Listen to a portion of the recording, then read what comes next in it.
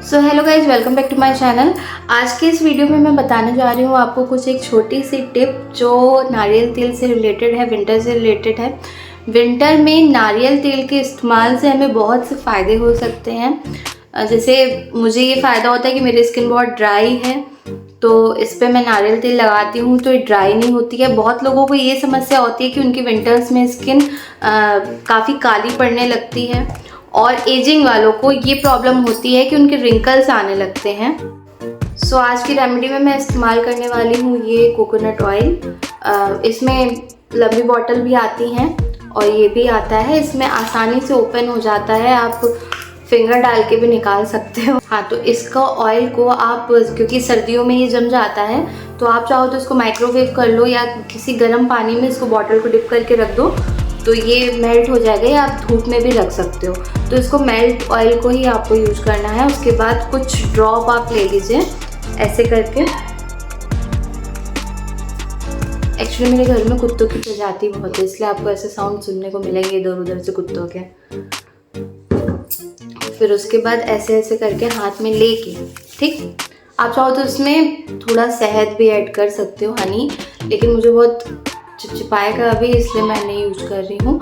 बालों को भी सेपरेट करके मैंने अभी बाल झाड़े नहीं, क्योंकि मैं नहाने जाऊँगी इसके बाद जस्ट। और इसके बाद ऐसे ऐसे करके आप फेस पे इसको स्प्रेड कर लीजिए।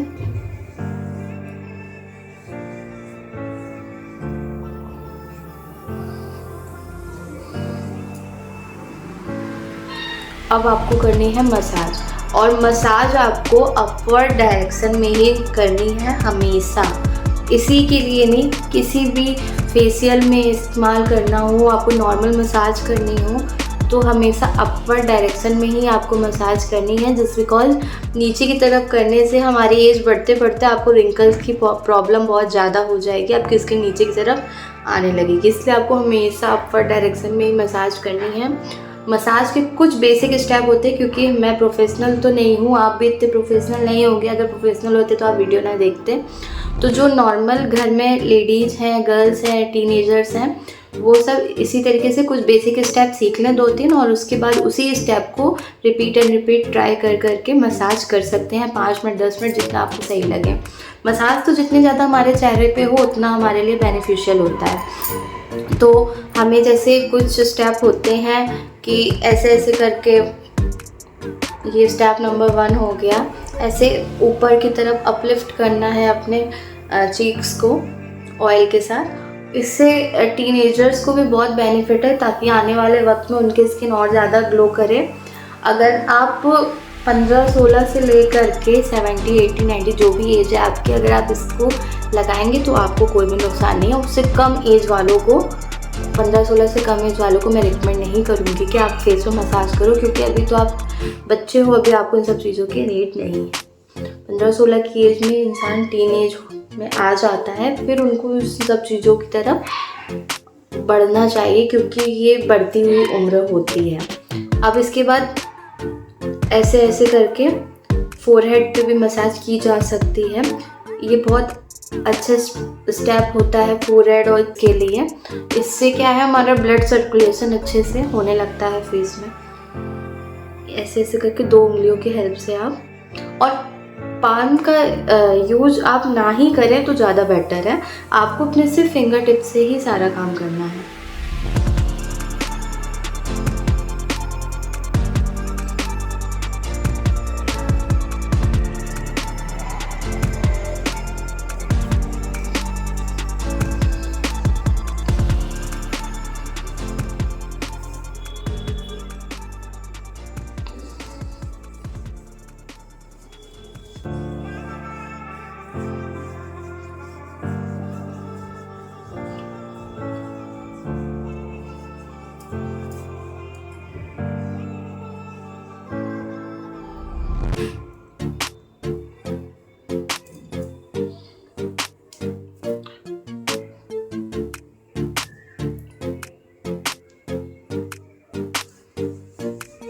और जिनको यहाँ पर डबल चिन की प्रॉब्लम है, वो इस तरीके से करके, ये जो यहाँ पे आती है ना डबल चिन की प्रॉब्लम, तो यहाँ पे ऐसे करके या ऐसे करके 2 उंगलियों में ऐसे करके हमें ऊपर की तरफ लेके जाना है।